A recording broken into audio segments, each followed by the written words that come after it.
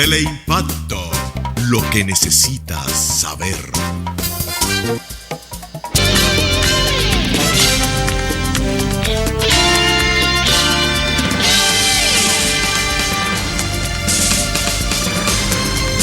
Muy buenas tardes, amables televidentes. Bienvenidos a estas sesiones crepusculares y nocturnas de Teleimpacto, que son al final de la tarde o comenzando la noche. Ponga su caridad en buenas manos. Patronato contra el Cáncer de Villa González Incorporado, una institución de servicio al prójimo para atender a los más pobres, los más carenciados.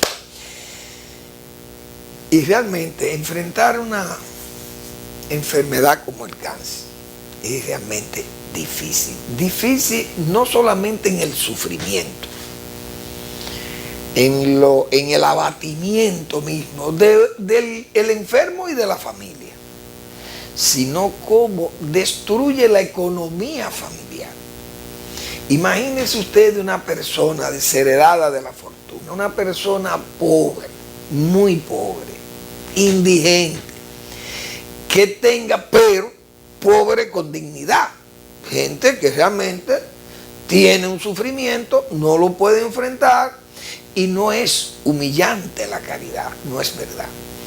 Entonces, usted sabe que hay instituciones de servicio como esa, donde usted va a aportar y manos hábiles, manos no pecaminosas, solo gente que busca la satisfacción personal del deber cumplido y de ayudar al prójimo.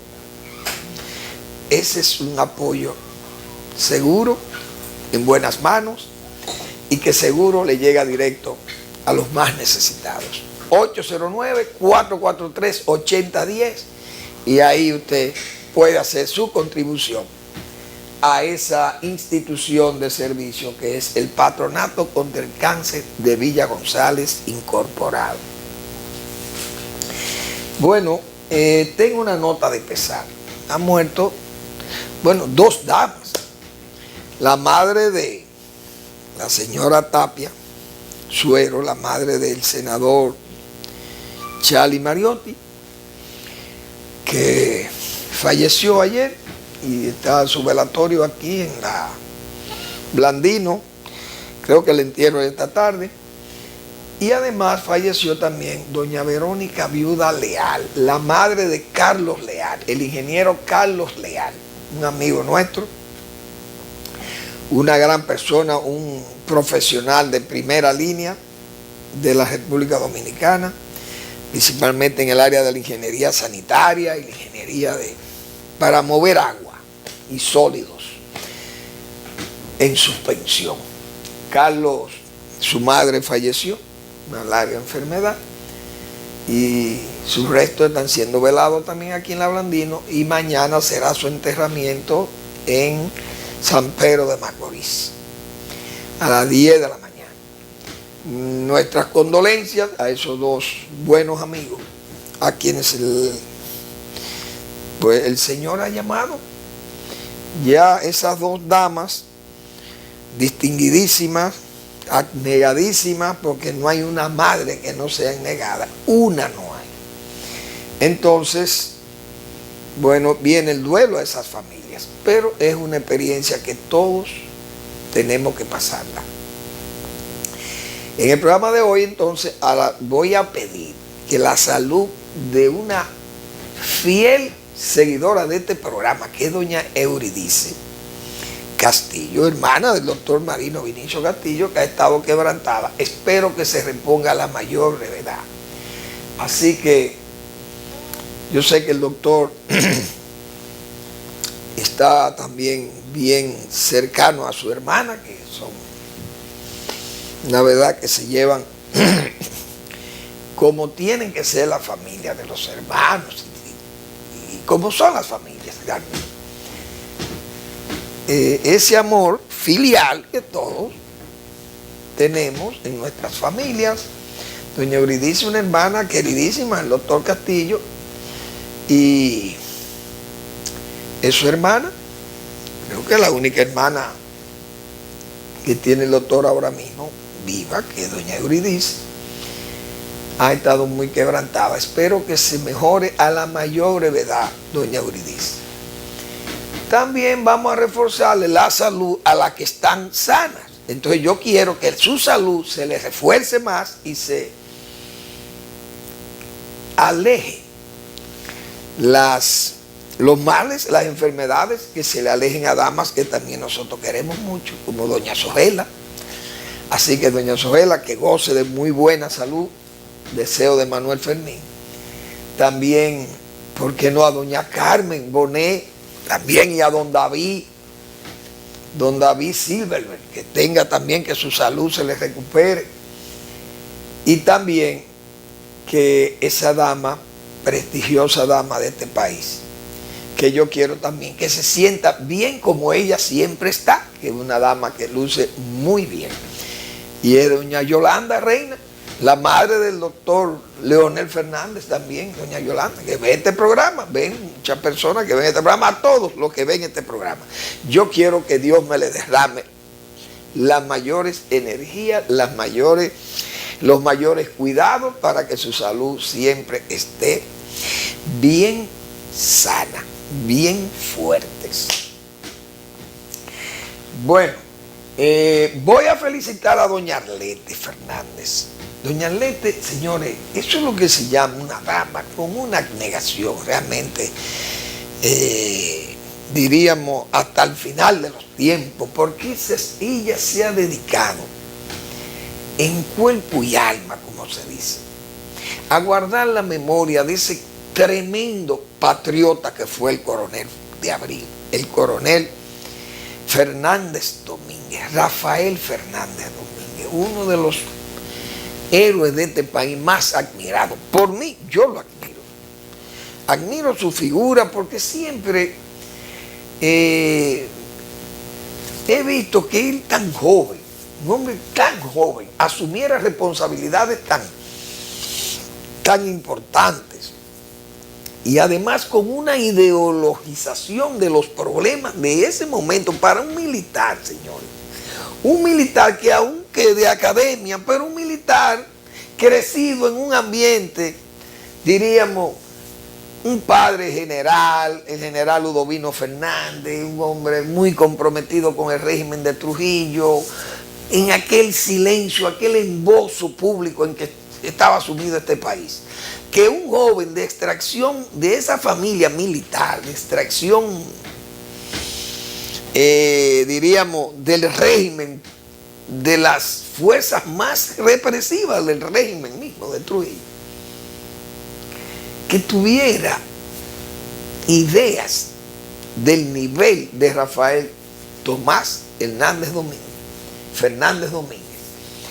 Porque la verdad es que eso es difícil en unas fuerzas armadas como las nuestras, diríamos, tan ajustada a un patrón realmente de defender exclusivamente el régimen de Trujillo, la permanencia de ese régimen.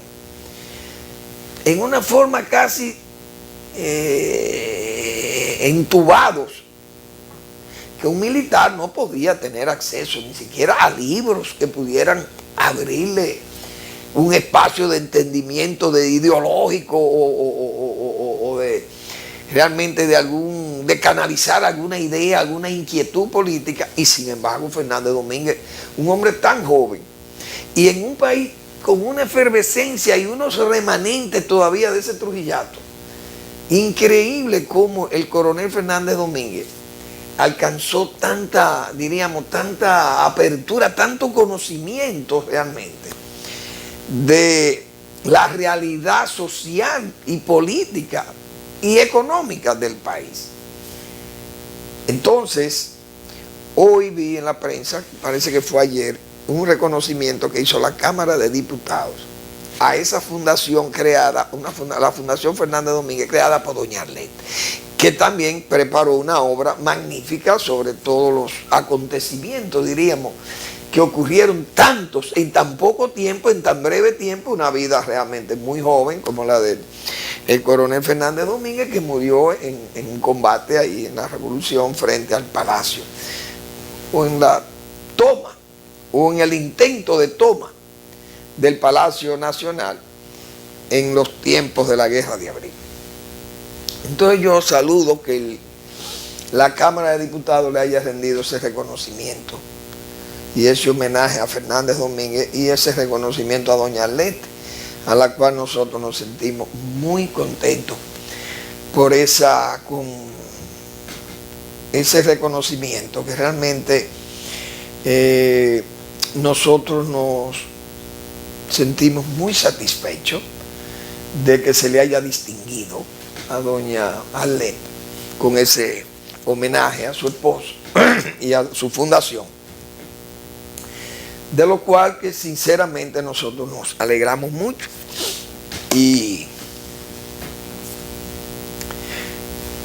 que tenga nuestro saludo también de parte de este programa al final de la tarde a doña Arlette, que repito, ha sido una dama realmente preocupada por la memoria de su esposo, que fue el coronel Fernández Domínguez.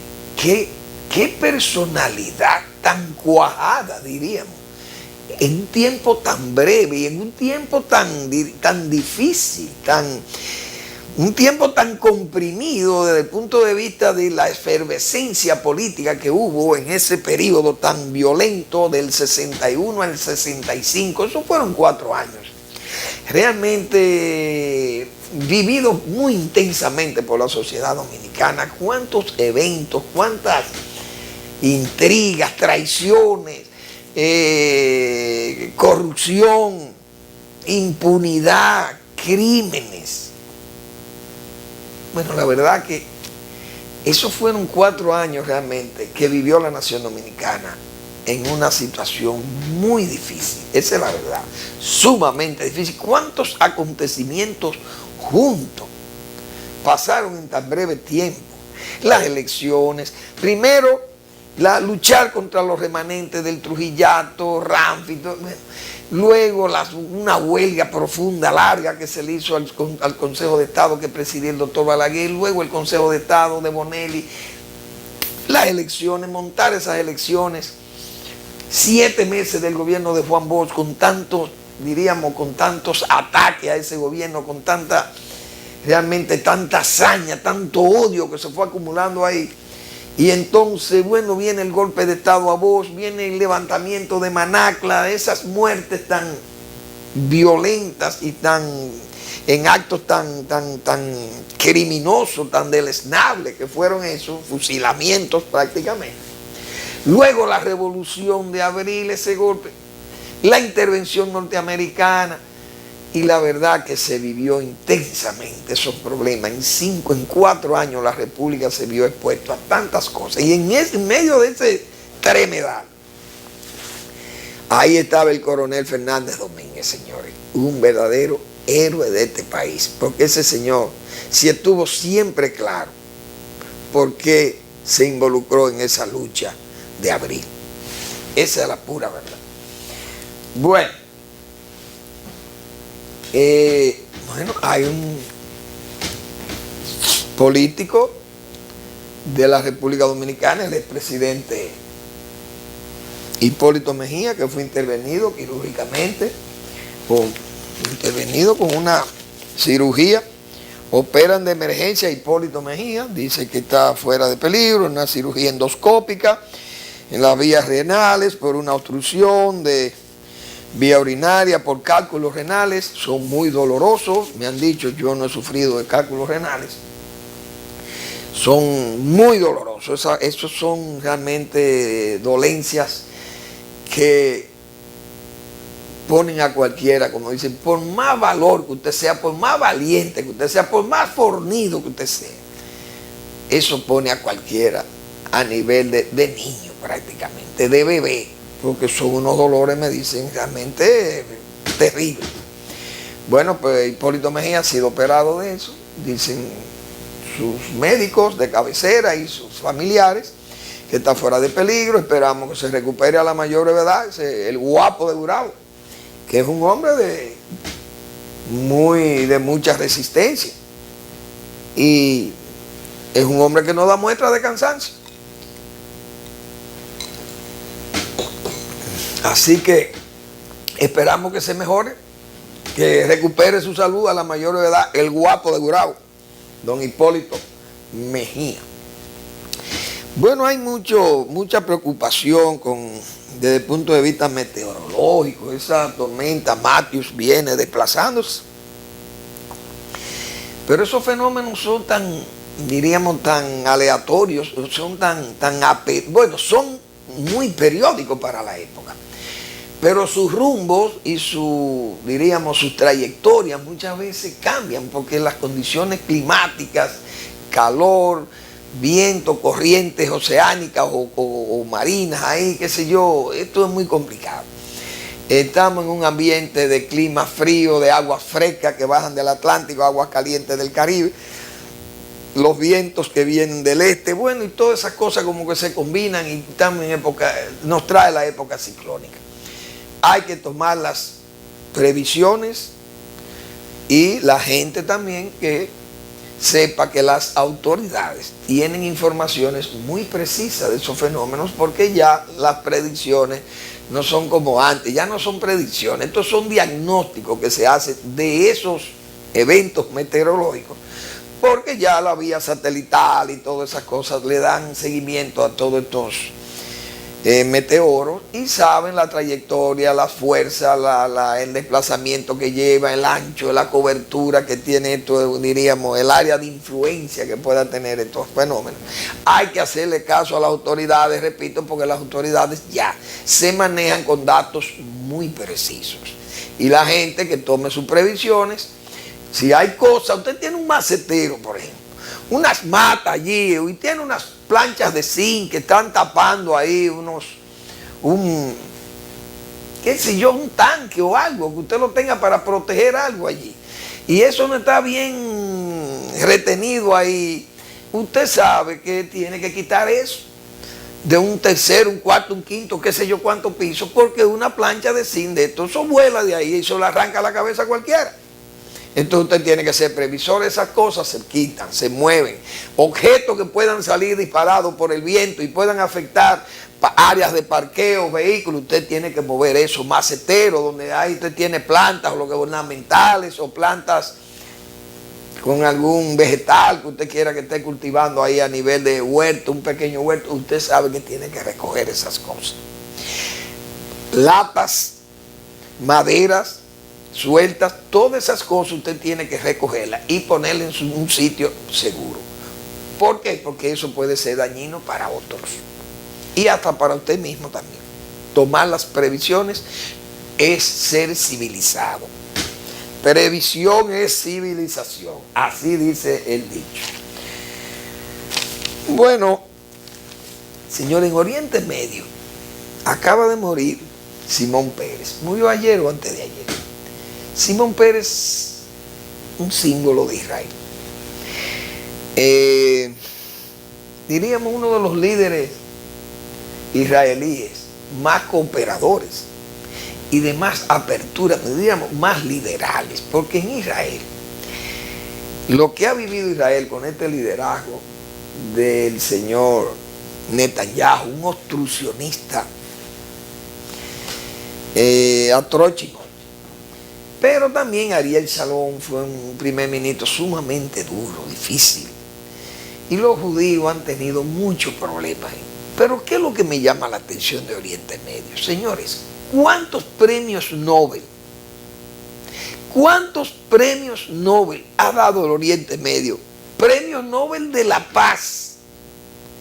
Y ahí no hay forma de conseguir la paz. Y entonces, es decir, el premio ha sido un fracaso en el Medio Oriente, el premio Nobel.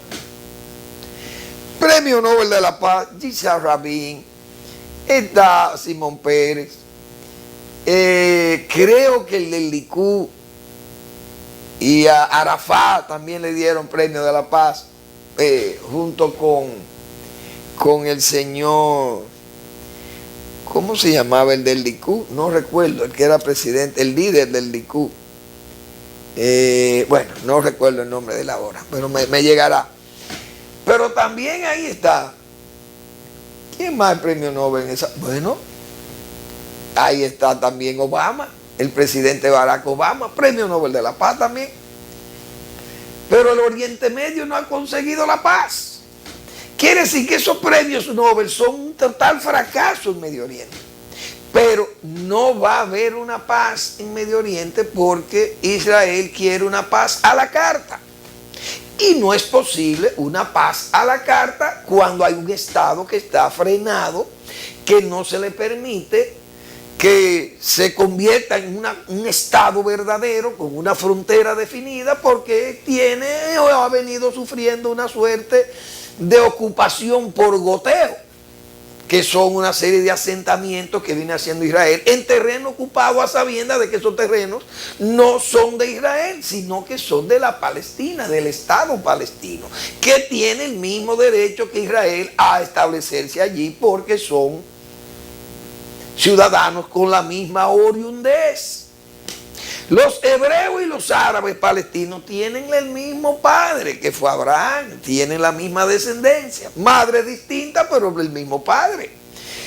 Y nacieron y crecieron en esos terrenos, pero Israel quiere una paz a la carta, es decir, yo tengo un vecino muy incómodo, un vecino que es mi adversario jurado, quiere destruirme. Bien, eso fue una primera propuesta del radicalismo palestino. Pero esas cosas han ido cambiando, que ellos lo saben muy bien. El señor Netanyahu sabe que los palestinos de hoy no son los palestinos de ayer, la OLP, aquellos golpes terroristas que la OLP se aquietó. Hay un grupo que es el que está en Hamas, que se le llama, el que está en Gaza, pero ese grupo también se ha quedado ahí, diríamos, circunscrito a un territorio pequeñísimo y apiñado de tal forma que es inhabitable prácticamente. Vive la gente, pero es un hábitat imposible.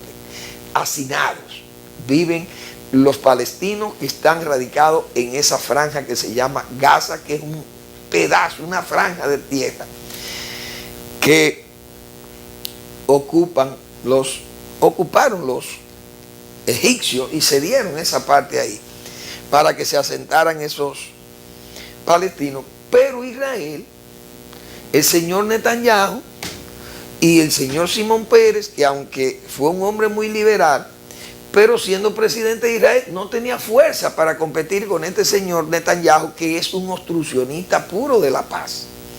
Entonces él quiere una paz para controlar la única agua dulce que hay ahí, es el río Jordán, pero ellos lo quieren controlar los judíos. Los judíos, por ejemplo, consumen 400 litros por día por persona de esa agua, pero los palestinos no pueden usar más de 100 por persona. Yo creo que no llegan a 100, dan como en 75 litros per cápita para los palestinos. Es decir, el agua la tiene que controlar Israel, cosa así. El Estado palestino, si se fundare allí, no puede tener policía o ejército, tiene que ser vetado el ejército ahí.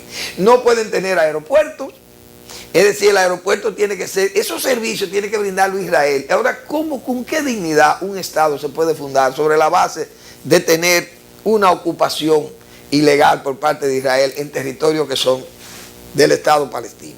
O sea, una cosa que realmente no se puede.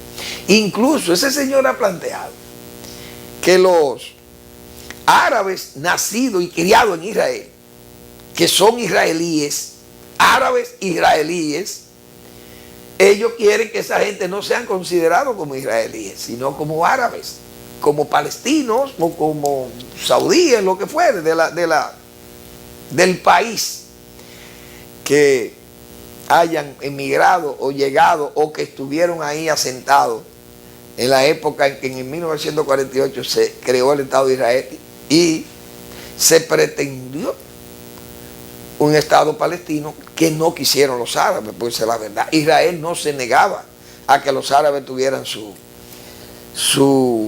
Estado ahí porque las Naciones Unidas falló así y las naciones, las potencias que manejaban la parte de Palestina, ordenaron que fuera así, pero los palestinos no quisieron. Bueno, el asunto es que Medio Oriente sigue dando premios Nobel de la Paz, pero nunca llega a la paz. Un contrasentido. La verdad es que no lo voy a entender.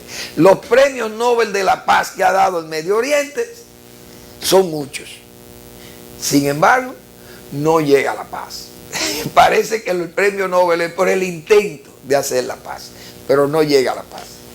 Pero paz a los restos de Simón Peres, que fue un hombre realmente un líder distinguido de Israel, no hay duda de ello. Israel tiene sus méritos también, un país de 20.000 kilómetros cuadrados, con un presupuesto enorme que el gasto militar también le obliga a tener que desplazar muchos recursos de lo que producen ellos, tienen que dedicarlo a defensa, y eso no hay forma de que un Estado pequeño pueda soportar una cosa igual, pero Israel lo soporta, tiene alta tecnología, buena contribución, buenos apoyos. Incluso Estados Unidos acaba de firmar un préstamo, un apoyo económico de 38.000 millones de dólares a Israel, que actúa entonces ya como una especie de base norteamericana allí, aunque hay que decir con todo el respeto que en Israel se trabaja, y las mujeres son soldadas y soldados los hombres, hombres y mujeres son soldados, excepto aquellos religiosos fanáticos que son realmente fundamentalistas o integristas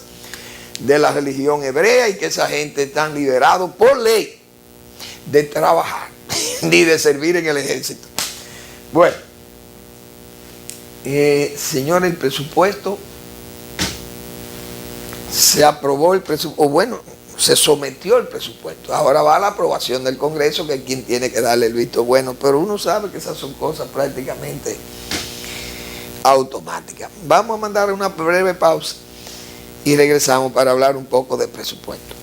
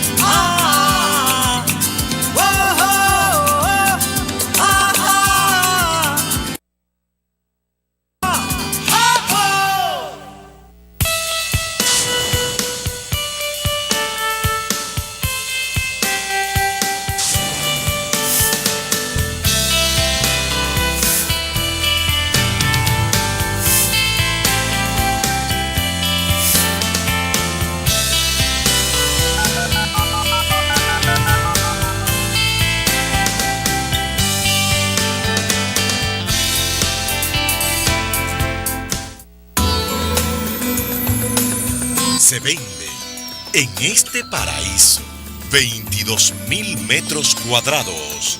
Puerto Escondido, Samaná. A solo 100 metros de la playa y a 5 minutos del pueblo de Samaná.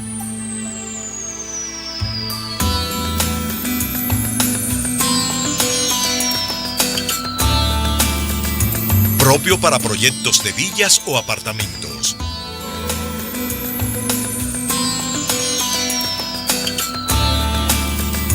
Para más información, llamar al 809-531-7400 o al 829-346-0342.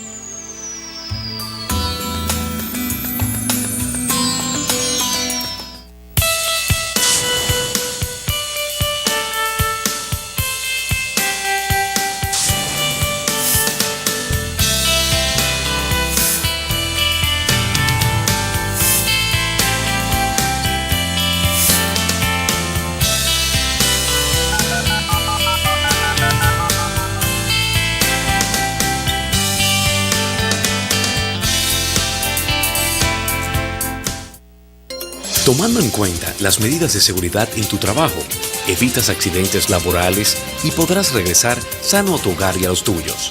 Adopta las posturas para el manejo de cargas. Si la misma es muy pesada, solicita ayuda. Si trabajas sentado, mantén tu cuerpo en posición correcta. Así evitas fatiga y tu labor será más productiva. Ten presente que tu empleador debe reportar a la ARL todo incidente laboral que te ocurra. Recuerda, la prevención contribuye a la salud laboral. Administradora de Riesgos Laborales, para que trabajes sin preocupaciones.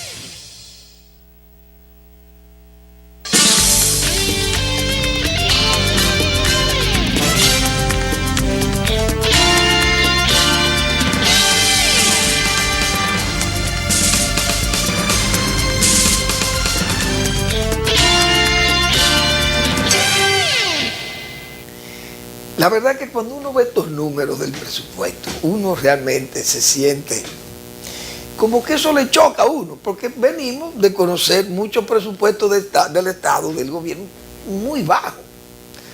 Desde la época de Balaguer para acá, uno sabe, yo creo que el último presupuesto manejado por el doctor Balaguer fue como de 24.000 millones de pesos, recuerdo yo, en el 96.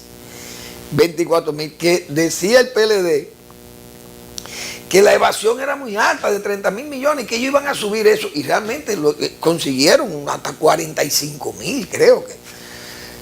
Estaba el presupuesto para el primer periodo de Leonel Fernández, terminó como en 45 o 50.000 millones de pesos el presupuesto, prácticamente se duplicó con respecto al del presupuesto del doctor Balaguer, pero bien, ese gobierno tuvo mucha prudencia en el manejo de la deuda pública, el primer gobierno de Leonel Fernández.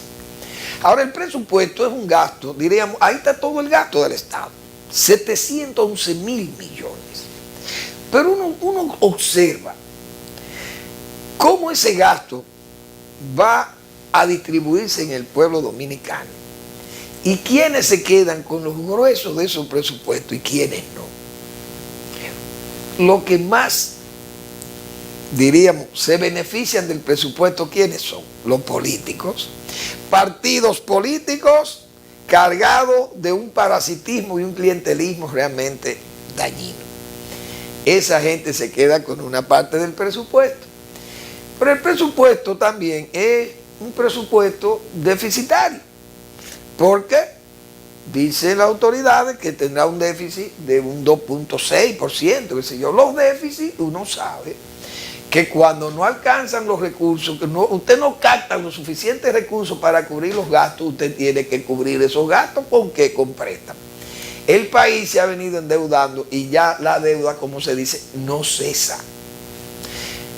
Ahora mismo vimos dos préstamos, uno de 120 millones de dólares para rehabilitación de redes eléctricas, que nosotros hemos dicho, yo tengo como 30 años oyendo ese argumento. Rehabilitación de redes eléctricas. Y yo no sé cuántos miles de millones de dólares hemos tomado prestado para eso y nunca terminamos de arreglar eso. Porque tenemos también 30 años, parece, instalando redes malas, porque yo no entiendo. Porque instalemos redes buenas, por lo menos en los últimos años, los últimos 15 o 20 años, que instalemos redes buenas para que no tengamos que renovarlas. Bueno, pues parece que hasta las nuevas hay que quitarlas. Pero bien. También hay otro préstamo, vi como de 80 millones de dólares más. Eso es para el metro. Bien, 200 y pico más de millones de dólares a una deuda que incluso hay que buscar 2.700 millones de dólares para cubrir el déficit del presupuesto. Esa es otra. Y en lo cual hay 15.000 millones de pesos para los intereses nada más de la deuda pública. Entonces, ese presupuesto comienza a estar herido por ahí. Tiene el del 4% de educación, que se ha señalado 142.000 millones de pesos.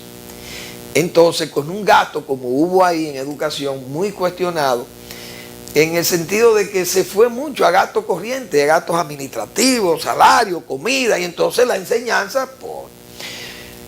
El ministro que estuvo en educación no hizo un mal trabajo allí, porque se tuvo que fajar, hacer el trabajo, como dicen, y las reconstrucciones de escuelas, materiales, pero hay también sus zancadillas y sus palos que se le ponen entre las ruedas del mismo gobierno. Ministros ahí en la presidencia que le ponen palo en la rueda a otros ministros, porque así pasa, porque siempre hay toda esa intriga en los gobiernos. Y parece que el de educación fue víctima de eso, pero bien, viene más dinero para educación y nosotros hemos dicho que lamentablemente recordamos a Gunnar Myrdal, un magnífico sueco, economista sueco, creo que fue un Nobel por el modelo económico o el modelo fiscal, qué sé yo, que instaló en su país, en Suecia. Gunnar Myrdal fue quien, diríamos, nos explicó el círculo vicioso económico. Y él dice, si usted invierte todos los recursos para sacar un problema a flote, sacarlo, hacerlo, resolver ese problema, se le van a agudizar los demás, porque es un asunto de círculo vicioso.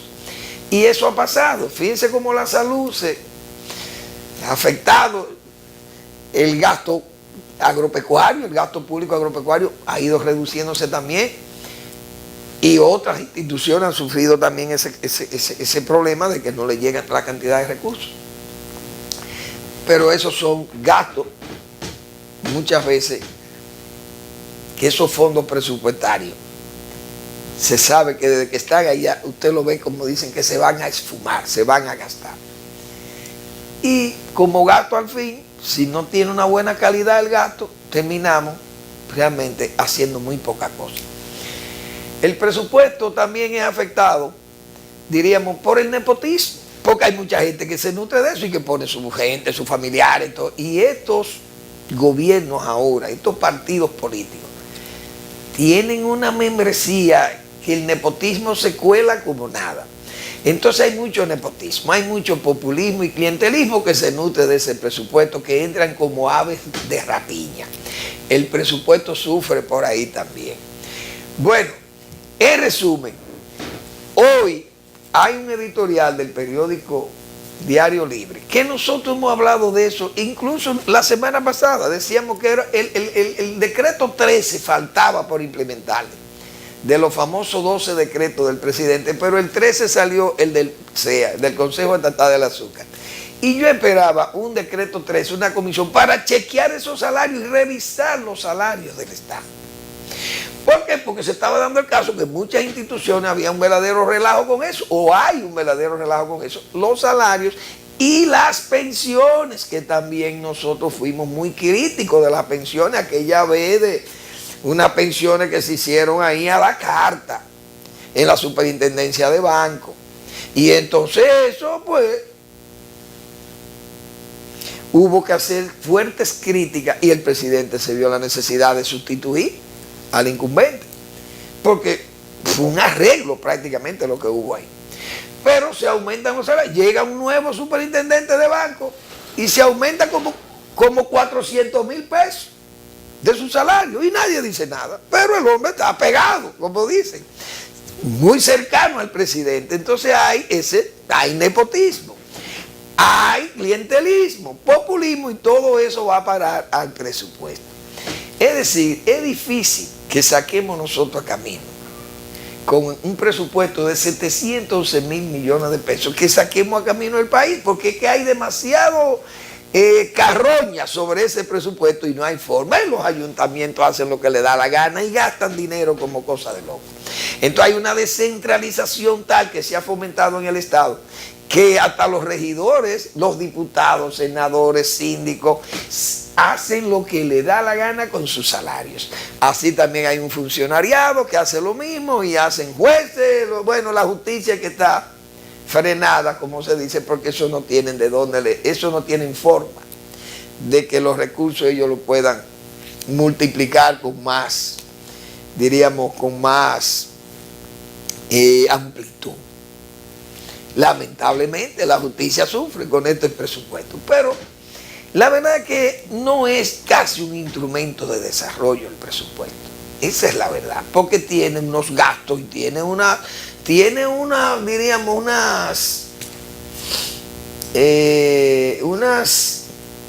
canalizaciones o unas venas, unos succionadores que realmente hacen imposible que un presupuesto sea más orientado a que tengamos un país más competitivo, que tengamos un país más productivo, que tengamos un país con mayor capacidad de recursos, de mejoría de recursos humanos, de los servicios. Entonces, lamentablemente, por más que se amplíe el presupuesto, seguimos como siendo lo mismo. Entonces, la misma deficiencia en los hospitales, bueno, la misma queja, las quejas de los salarios muy magros, la policía no tiene salario, los agrónomos no tienen salarios, los médicos se quejan de que los salarios son muy bajos, las enfermeras también. En resumen, todos los servidores del Estado, los jueces, los fiscales, todo el mundo al grito, guardias y policías, repito. Entonces, no hay forma de que esos presupuestos, por más grandes que sean, porque fíjense que de Balaguer aquí, de 24.000 a 711.000 millones, diríamos en 20 años. Fíjense qué crecimiento ha tenido el arca estatal. Pero lamentablemente el presupuesto parece que no tiene una buena orientación. Y eso es una de las, diríamos, de las quejas que hay de organismos internacionales, que no tenemos un gasto público adecuado o productivo. Fíjense que nosotros citábamos aquí el caso del sector agropecuario, que es donde yo me desenvuelvo. El gasto público agropecuario ha venido, quiero ver, cuál es la partida que le van a asignar o le han asignado al sector agropecuario. Vamos a ver cuando se desglosen la partida del presupuesto para uno hablar tal vez con más precisión. Pero, ¿qué es lo que pasa? Cuando el gasto público agropecuario no tiene la calidad esperada, entonces no hay resultados esperados como debieran ser tan buenos. El gasto público se ha reducido de 42.000 millones que era en el 2007. Está en 25.000 millones para el 2003. Fíjense el descenso en el gasto. Sin embargo, los presupuestos siguen creciendo, año tras año, pero se le van achicando a otros, cosa que es un contrasentido. Ahora, ¿qué pasa con eso? Si no hay una buena, diríamos, una gobernanza para sostener el sistema productivo agropecuario, con su medio ambiente, con las mejores innovaciones tecnológicas, con las buenas, diríamos, los apoyos, no los apoyos directos, que muchas veces cree la gente que pueden tener un efecto más positivo que los apoyos en inversiones de bienes públicos rurales, por ejemplo. La infraestructura rural, la inversión en innovación tecnológica, en sanidad agropecuaria, mejores prácticas de cultivos, mejores prácticas de cosecha, todas esas cosas que yo he citado muchas veces aquí. La investigación, la transferencia de tecnología, la validación de tecnología, qué sé yo, todas esas cosas influyen más en el retorno, en el beneficio al sector, que en apoyos directos que se le den a productores, por ejemplo. Y eso está determinado. ¿Y qué pasa? Cuando tú tienes un bajo gasto o un gasto no de calidad, entonces se te cae la productividad agropecuaria. La productividad nuestra, he dicho otras veces aquí que cité informaciones del Banco Interamericano. La productividad de nosotros 0.9, el factor o la totalidad de factores de productividad 0.9.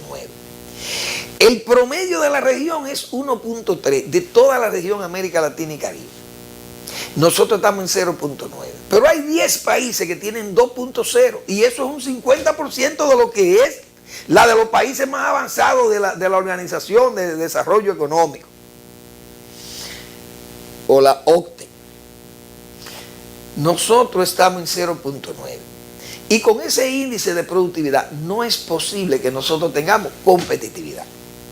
Tenemos aumentos de producción, se pueden dar aumentos de producción porque ha ido un crecimiento de entre 5 y 6% del sector agropecuario ha ido creciendo durante los últimos 12 años. Ha estado creciendo, crece la producción y suplimos bienes productivos. Pero entonces el índice de productividad y de rentabilidad y de competitividad se nos cae. Estamos bajos. Solamente Guatemala y Jamaica pueden competir con nosotros. Pero ¿dónde están los problemas? Están los problemas en la calidad del gasto y en la poca inversión del gasto. Porque entonces han ido en vez de aumentar, lo que estamos en una reducción del gasto. Entonces fíjense cómo un aumento en el gasto en educación no ha dado un resultado, el resultado esperado, no lo ha dado. No es solamente el incremento del gasto, sino la calidad misma del gasto público. Es lo que tenemos que ir mejorando. Y en el sector agropecuario hay que hacerlo.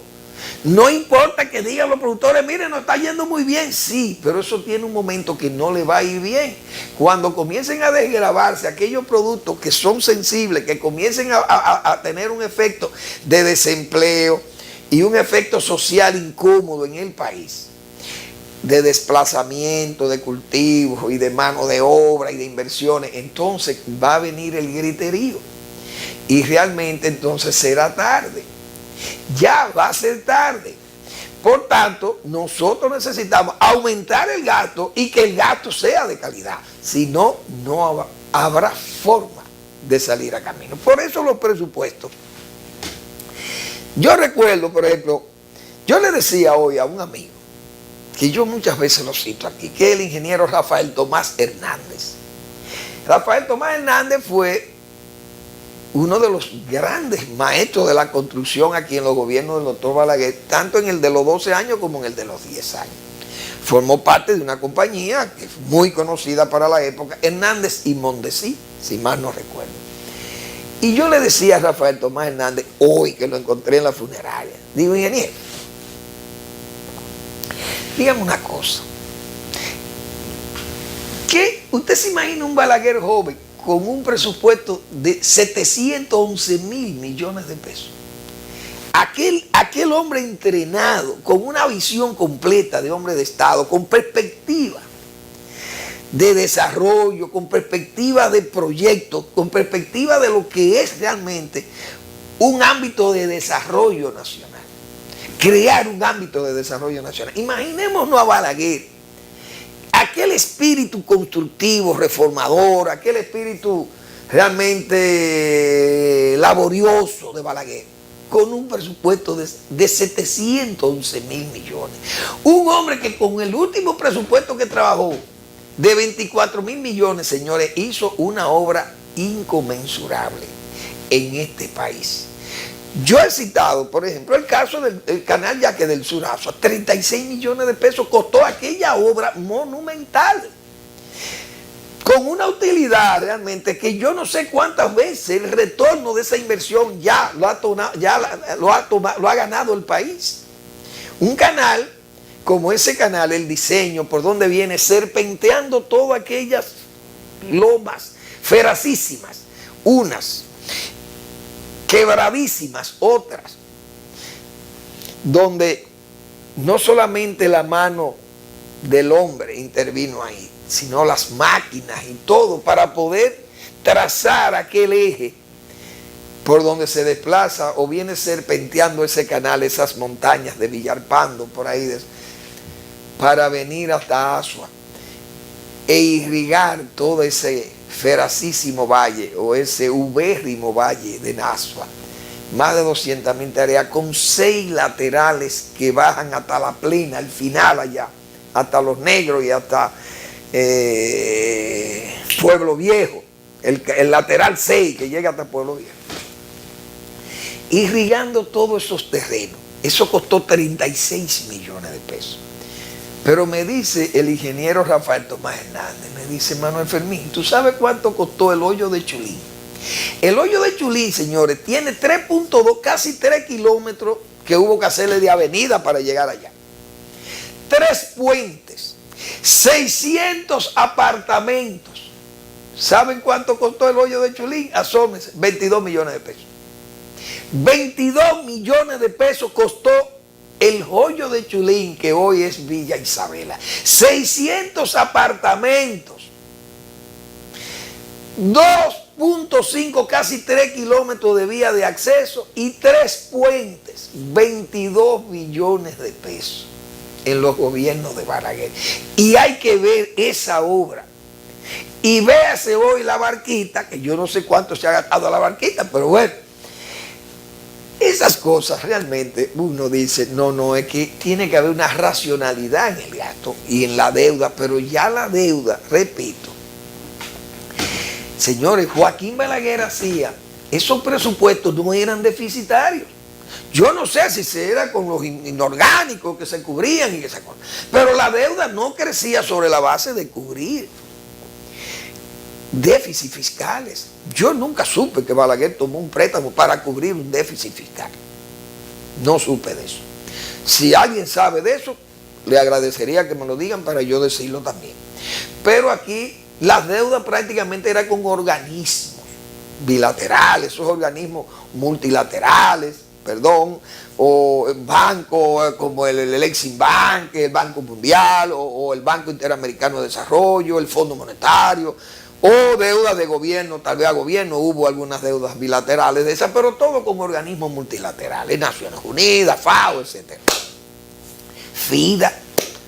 Ahora, no, ese endeudamiento no podía caer así, pero ahora estamos en una deuda que va creciendo, que no cesa de crecer, con intereses que son intereses, diríamos, con un stock de deuda con intereses cargados a un 6, un 7, un 8% que tiene la deuda nuestra, que hemos dicho aquí, vimos ahí en el periódico El País de España, que por ejemplo España debe más del 100% de su Producto Interno Bruto, lo tiene en deuda. Ahora, España paga un 1% de interés por su deuda. Y además, con respecto a la deuda alemana, también tiene un índice muy bajo, o diríamos más alto que el de Alemania, pero relativamente bajo. Pero los de nosotros, los temores tienen que ser, los riesgos son muy altos. Nosotros a veces temblamos en estos países cuando se nos dice que en Estados Unidos la reserva va a subir los intereses, y eso comienza a poner en apuro a los países pobres como la República Dominicana.